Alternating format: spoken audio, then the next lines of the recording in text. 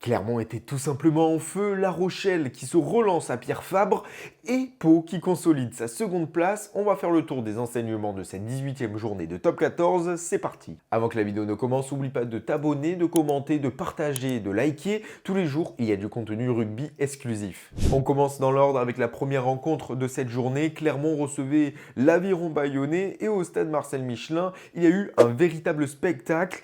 Une première mi-temps totalement maîtrisée de la part des hommes de Christophe Furios, 24-8 à la mi-temps. Les Clermontois ont profité des maladresses dans le jeu de la part des Basques, que ce soit ballon en main ou aussi en touche, et de l'indiscipline également. En seconde mi-temps, les Clermontois, ils ont totalement accéléré, notamment avec un Harry Plumeur des grandes après-midi, vu que c'était à 14h30 ce match. Et surtout, c'est que durant toute cette rencontre, les Auvergnats ont été extrêmement cliniques, extrêmement pragmatiques. 11 entrées dans les 22 adverses, 3,18 points de moyenne. Contrairement à Bayonne qui est rentré 9 fois dans les 22 Jeunards, 1,67 points en moyenne. Pour Clermont, si on fait un rapide calcul, si on fait 11 fois 3,18, on arrive à peu près à 35 points de moyenne et le score final est de 38-15. Les Auvergnats décrochent le bonus et remontent à la 4e place. On continue avec le match le plus ennuyant de cette journée, c'était le Loup face au RCT, un match totalement... alors si on a eu un match débridé entre Clermont et Bayonne, là c'était un match totalement bridé. Il a fallu attendre la 40e minute pour voir les premiers points inscrits par Toulon, seulement une pénalité. Et il a fallu attendre une heure de jeu pour voir une première éclaircie de la part de Toulon avec l'essai de Mathieu Smiley. Mais franchement, il fallait regarder le multiplex cet après-midi-là pour pas s'endormir devant ce match. Indiscipline, maladresse, tout s'est combiné pour faire passer un mauvais match finalement aux supporters. Et pourtant, quand même, le Loup a bien occupé cette rencontre. En première mi-temps, c'est 53% d'occupation dans le camp toulonnais, 68% en seconde mi-temps. Et pourtant, ça a été totalement stérile, hein, maladresse, indiscipline. Ils n'ont pas réussi à vraiment mettre la main sur ce ballon. Et il a fallu attendre encore une fois Thomas Moukoro pour aller marquer l'essai, pour passer devant Toulon, qui repasse après devant grâce à une pénalité. Et en toute fin de match, Méliandre avait l'occasion de donner la victoire à ses coéquipiers. Malheureusement, il rate la pénalité, score nul, 13-13. On quitte la Ville-Lumière pour aller à Montpellier, un match beaucoup plus spectaculaire avec plus d'essais, mais un peu à sens unique finalement. Montpellier a totalement dominé le Racing, des Racingmen qui ont eu trop peu d'éclaircies, seulement 3 entrées dans les 22 mètres adverses. Ils ont presque passé tout leur match à défendre, 171 plaquages contre 65 pour Montpellier, et c'est que 62% de réussite de la part des Franciliens. Le MHR a dominé cette rencontre en voulant dynamiser le jeu, en proposant beaucoup de jeux au large, de jeux avec les gros, et ça se voit avec les sorties de ruck. 69% des sorties de ruck se sont faites en moins de 3 secondes. Ali Price et Domingo Miotti ont eu beaucoup de pain sur la planche pour envoyer du jeu à gauche et à droite, mais en tout cas, le MHR domine le Racing Métro 41-17. Il récupère les 5 points de bonus et il se place tranquillement à la 3e place. Dans la capitale, le Stade Français recevait l'USAP, les Perpignanais qui avaient joué la semaine passée face à Pau, où ils avaient largement dominé la section. Ils voulaient surfer sur cette bonne dynamique. Malheureusement, ils se sont pris le mur rose finalement, parce qu'à la mi-temps, c'était 28-0 pour le Stade Français. Alors, un score, mais on se disait ça va être une véritable hécatombe pour les Catalans qui se sont finalement réveillés à partir de la 50e minute avec notamment le premier essai inscrit par Lucas Vellart. Mais ça a été un peu trop tard, une réaction un peu trop tardive parce que le score était déjà fait et derrière, le Stade Français a continué à accélérer dans les zones de jeu. Sur cette défaite, l'USAP a notamment pêché en termes de touches, 19 lancés, seulement 68% de réussite dans ce secteur du jeu-là. Et de l'autre côté, le Stade Français, ils ont joué beaucoup après contact. Ils ont réussi à mettre beaucoup de jeux, 345 mètres gagnés après contact, 9 franchissements.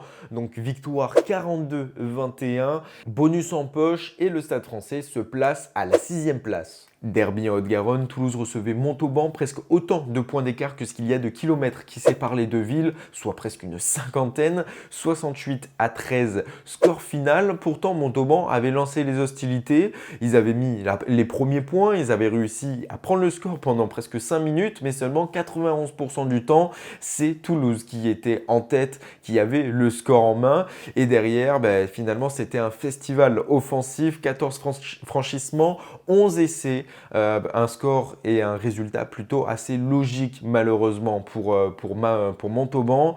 Et Toulouse reste premier avec 5 points évidemment.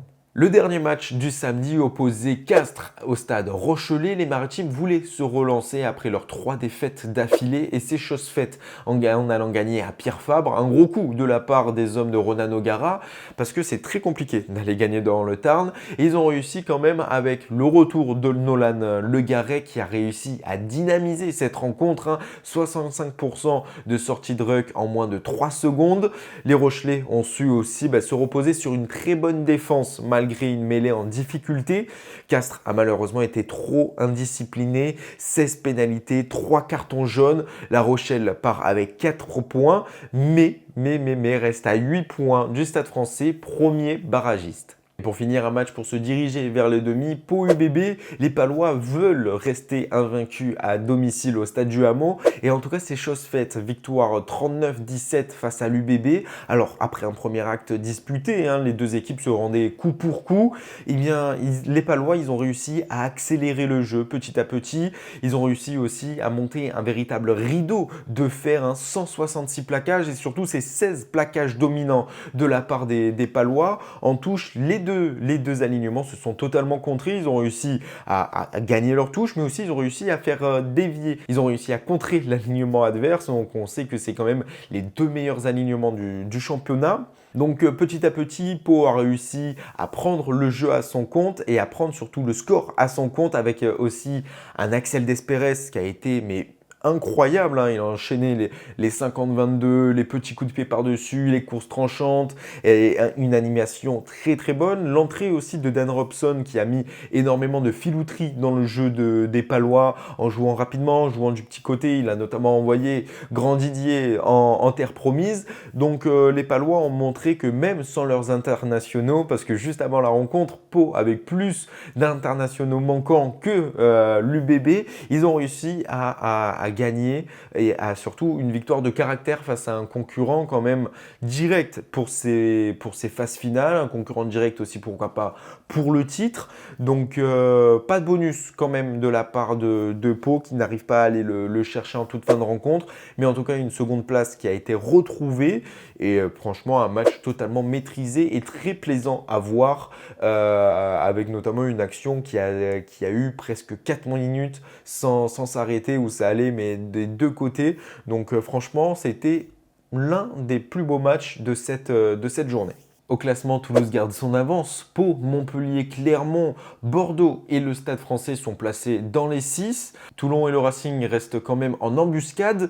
Castres et La Rochelle sont un peu distancés à 8 et 9 points quand même de cette 6e place. Lyon et Bayonne vont avoir quand même besoin d'un petit miracle pour espérer être dans les 6. Perpignan reste loin du premier non relégable et Montauban, même si ce n'est pas encore fait, a quand même un bon pied en Pro D2.